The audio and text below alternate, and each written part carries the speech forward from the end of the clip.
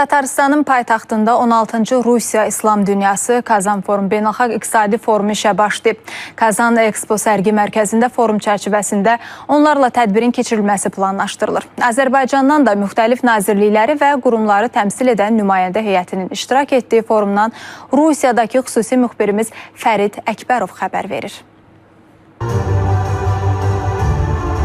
Kazan Forum 2025 Beynəlxalq İqtisadi Forumunun rəsmi açılışını Rusiya Baş Nazirinin müavini Marat Xusnulin və Tatarıstan rəisi Rüstəm Minnixanov edib. Forumla yanaşı 12 ölkənin və Rusiyanın 11 regionunun iştirak etdiyi Rusiya Halal Expo sərgisinin rəsmi açılışı da olub. Rəqəmsallaşma yeni reallıq. Kazan Beynəlxalq İqtisadi Forumunun əsas müzakirə mövzusudur. Forumda İslam maliyyəsi, halal sənaye, rəqəmsal texnologiyalar, logistika və turizm kimi sahələrdə əməkdaşlığı müzakirə etmək üçün biznes, dövlət qurumları və beynəlxalq təşkilatların nümayəndələri bir araya gəlib. Kazan Forumu Rusiya Federasiyası ilə İslam dünyası ölkələri arasında ticarət, iqtisadi, elmi, texniki və mədəni əlaqələrin möhkəmləndirilməsi üçün əsas platformadır. Rusiya tarixi cəhətdən çox konfensiyalı ölkədir. İslam ictimaiyyəti Rusiyada çox böyük və güclüdür. Tatarıstan bu gücün başında gəlir və bugün bizim ölkənin İslam dünyası ilə əlaqələrinin gündəliyini müəyyən edir.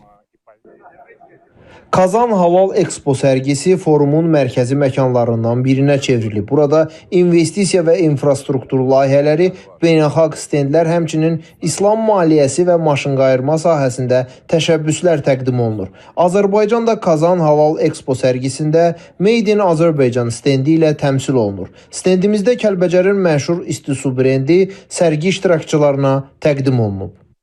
Bu ildə və artıq ənənəvi olaraq biz ona yaxın şirkətlə iştirak edirik. Burada əsasən məhsullarımız qənadı məhsullarıdır, bizim mebel istehsalçılarımızdır, bizim qida məhsulları istehsalçılarıdır və bizim üçün önəmli, ixracı önəmli olan işğaldan azad olunmuş ərazilərdə istehsal olunan, Kəlbəcərin istehsal olunan istisu mineral sularıdır. Bunlar nümayiş olunur.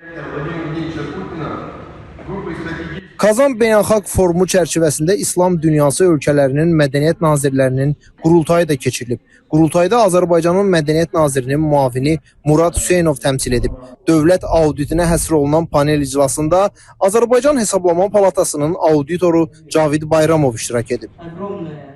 Ümumilikdə Kazan Expo ərazisində forum zamanı müxtəlif mövzularda 200 tədbir, 141 konferans təşkil olunacaq. Mayın 16-sında isə forumun əsas plenar iclası keçiriləcək. Fərid Əkbərov, İTV Xəbər, Kazan.